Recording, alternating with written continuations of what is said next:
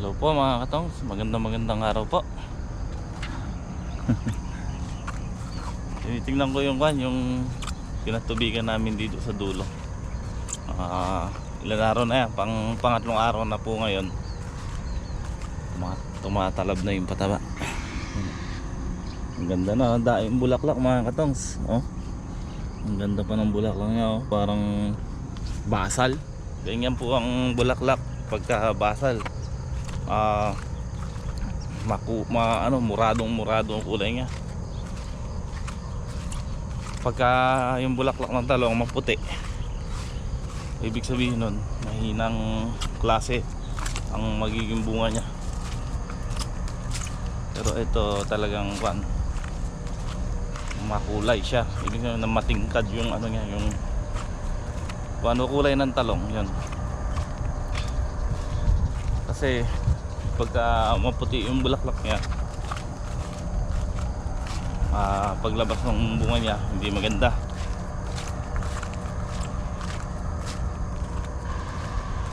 Nag-spray nga po ako kahapon dito. Bali nung kailan ba yun? Kahapon nung umuwi ako, emergency uwi ko, kinuha ko yung cellphone, hinalam ko yung kay misis. Tapos yun, bumalik din kami kahapon ng maga. Pagbalik namin dito, nag-spray din ako ng pandamo rito sa talong. I-spray ko na lang ng basta. Tapos nagpataba kami doon sa sili. Hindi nga po nayari, yayari namin ngayong maga. Nagpataba kami doon. Tsaka ito, hindi rin nayari ito kasi tuwing maga ko lang ini-sprayan to, yung walang hangin. Ilang tudling na lang. Ito lang naman yung unang block, kasi pangalawang block. So idediretso ko na rin doon yan sa dulo pagka nayari ko itong ilang tudling na lang po yan.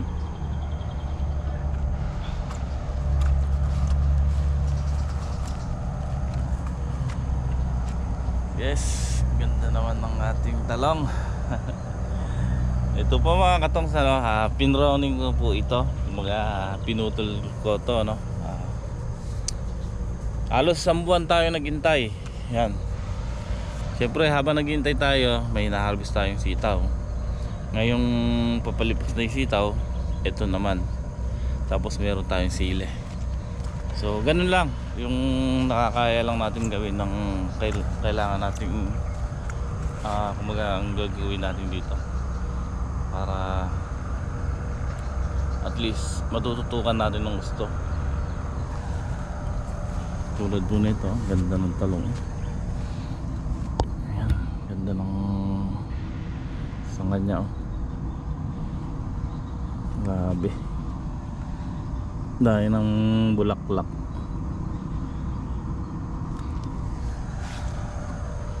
Sa ngayon maganda-ganda presyo ng talong mga katongs. 1,000 pa ata isang bundle. Sana umabot tayo. Pero yung sili, yan, natapatan din natin. Ito magkupan ngayon yan, yung talong at saka yung sili. So sana magbunga ng marami.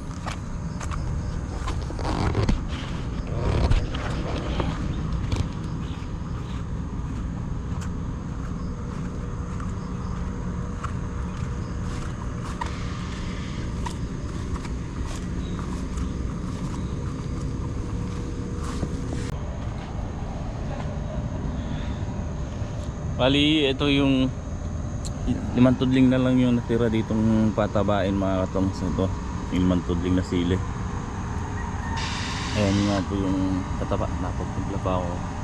Halos ginabi na rin kami rito. Hindi nayari. Dalawa lang kasi hindi kami ni Bato. Tapos nung hapon na umuwi yung galing contraction, ayun, napatulong lang kami. So may 5 tudling na hindi nayari. Kaya na namin ni Bato ito. Nahaluan ko nga po pala mga katongs ng scorpion, pang fungus. Yung score po kasi mga katongs, Systemic po yan eh. Systemic fungicide.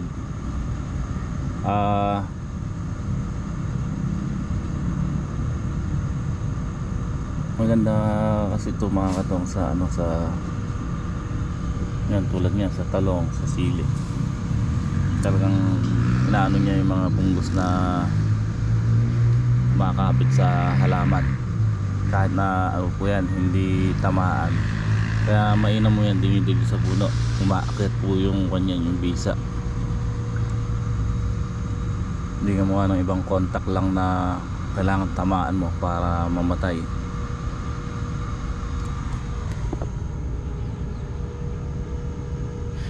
Grabe yung mga halaman natin, ano, ang mamahal ng tanim natin, yung sili, talong, ampalaya.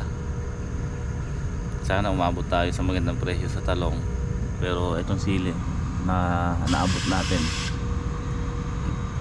ngayon kasi mga katongs, November 28 yung huling biyahe namin, Lunes. Ang presyo ng sili 2.6. So ayan, sisimula na nga po sila magdilig ng patawa. Patulong muna kami kay Garfield.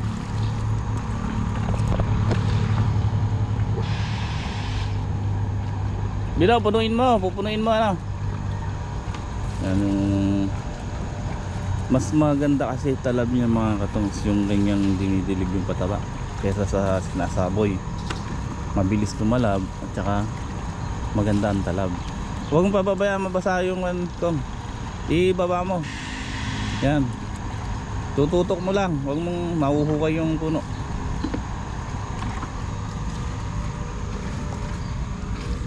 Kasi ito mga katongs, oras na binuhos dito yan sa puno, bababa ang ganun yung ano na yan, yung tubig na may pataba paikot. Kaya ilang araw lang talab kagad yan.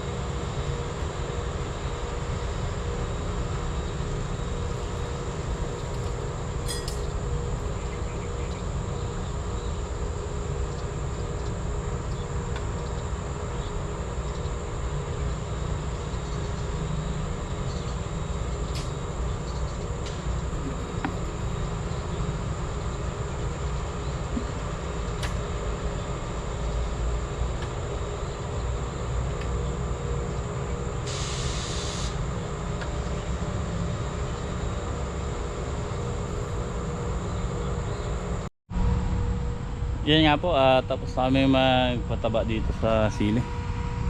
So yung dalawang tudling na lang na kumabila doon, tsaka yung ampalaya, sinet ko nga yung hose papunta sa ampalaya. Tsaka yung dalawang tudling na nakahiwalay doon, patutubigan ko muna. Yung ampalaya patutubigan ko, then bubudburan ko ng pataba. So okay na tayo dito.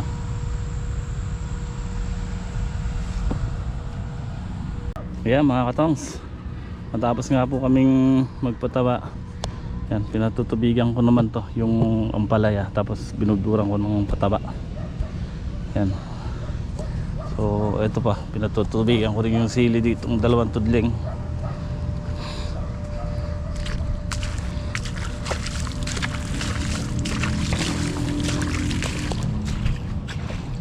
Ito na lang, yung dalawang tudling na ito mga katongs, yung pinatutubigan ko. Kasi hindi na patubigan ni Bato to nung nagpatubig siya dito sa Kaluwangan. Sayang din to kasi ano, tulad yan, may mga bunga na rin. Ito yung one, kasi tinaniman ko po ng milon to yung iba. So may nabakanting isang tudling. Tinaniman ko rin ng sili para hindi ako masayang. At least hindi tayo masenso sa milon. Jackpot naman tayo sa sili.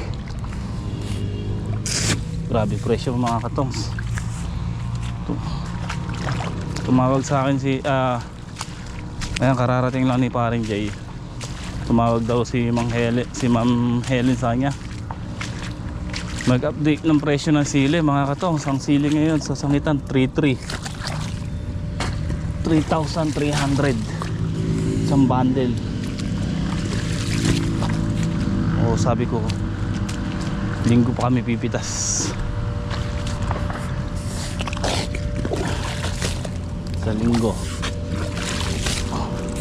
Sa linggo makaka 20 bundle sana tayo. Hanggang paparami na yan. Paparami pitas natin na.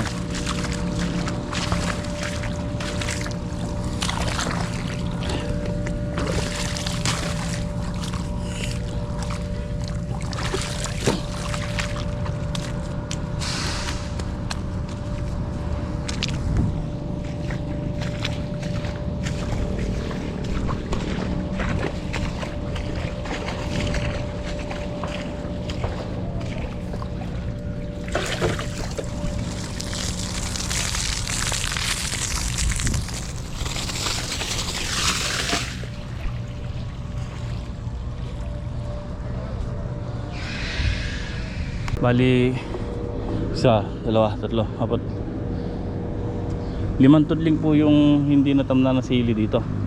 Yung tinaniman ng milon at yung ampalaya. Pero okay naman, sa ampalaya okay po, yung bawi na tayo dyan. Hindi lang tayo nakakuha sa milon. Siyempre yun experiment lang namin ni boss. Gawa na, titingnan natin kako kung makuha. Kaya lang wrong timing yung tanim namin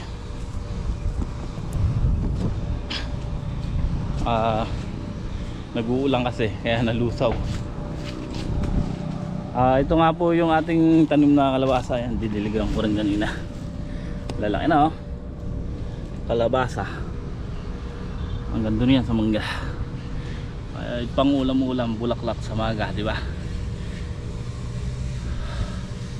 Konti na lang. Pagkayari na ito mga katos, kayariin ko yung bombahin kong pandamo dun sa talong, yung basta.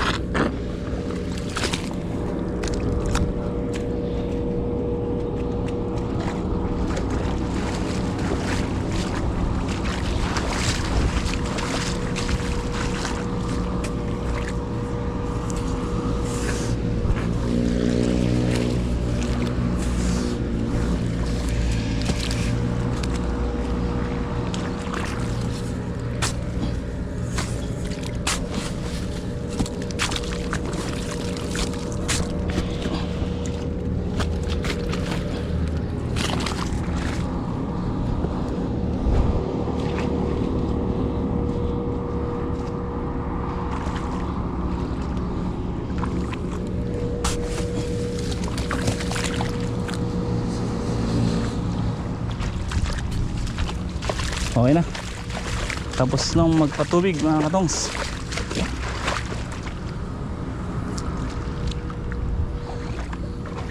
Ang balay timba.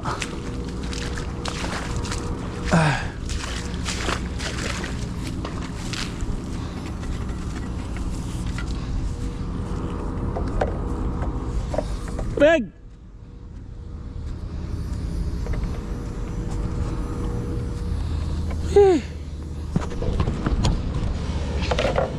Solve sa tubig ang ampalaya at ang dalawang tudling na sitaw dito. Ay, dalawang tudling na sili.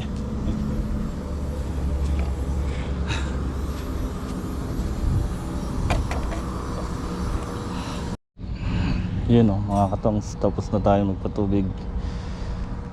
Mag-spray lang ako dito, tapusin ko muna.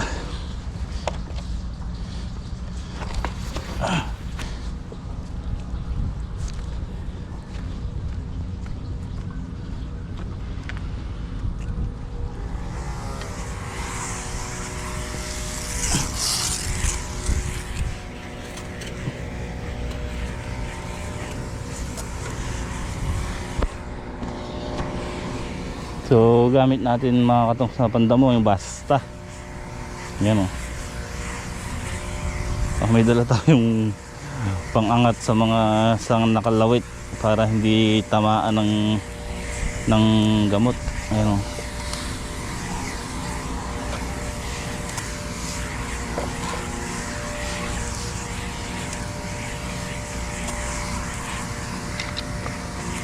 Agarin na natin yung damo para hindi na kumapal.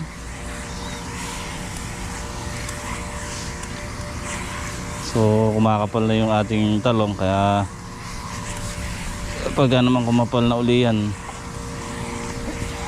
wala na magiging damo sa ilalim.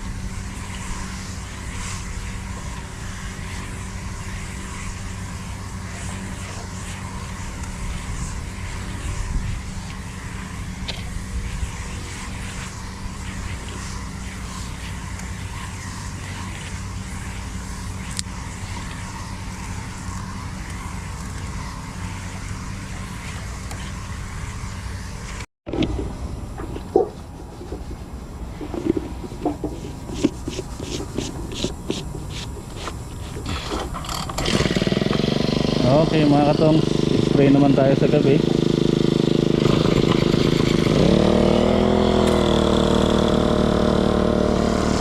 Spray naman tayo sa talungan.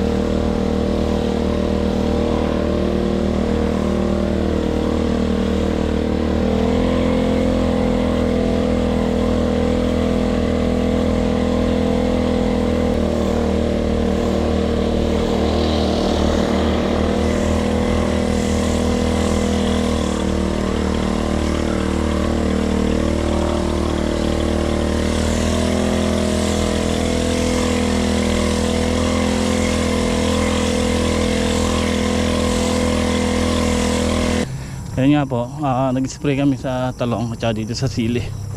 So isang karga na lang yun, yung sa may talong, kaya si Bato na nag-spray doon. Ako nagsimula na ako dito sa sili. Ni-spray po natin dito pungguran. Naalagaan po natin sa pungguran to. Tuwing tuwing apat na araw, 5, para at least hindi tayo mapasukan ng punggus. Yan o.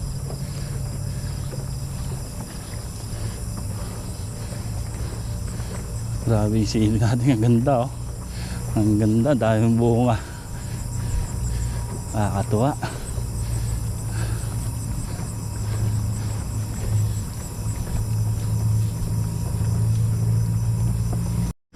Ayan, dalawa na kami ni Bato. So ayan po yung binobomba natin, pungguran.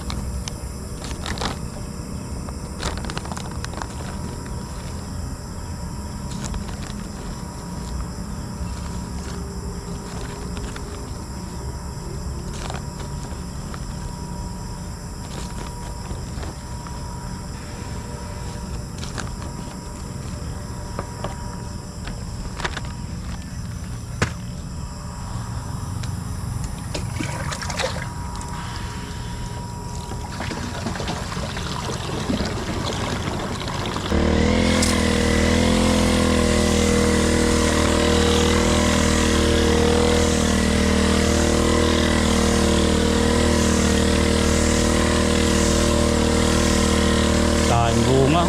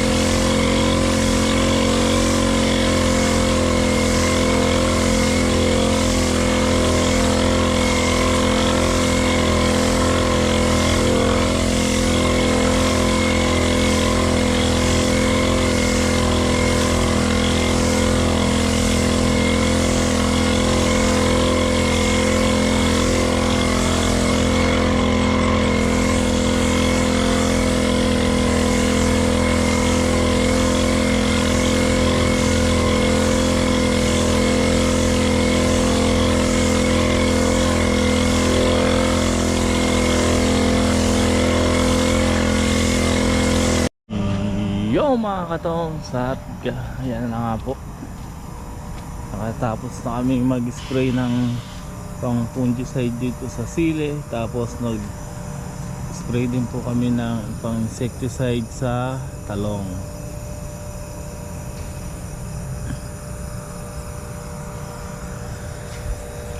Kagandang pagmasdan mga katong sa gabi na ito, sa gabi tsaka sa umaga. Ito talaga yung mga bunga niya nasa loob. Okay, at may uod na natin mag-spray pang insecticide sa makalawa. Hindi natin pwedeng spray ang bukas yan, may kone ka-spray lang natin ng pungguran So alam niyo ba, ang pungguran ay matindi sa niya sa punggus. Yun nga lang, may gamot na bawal haluan.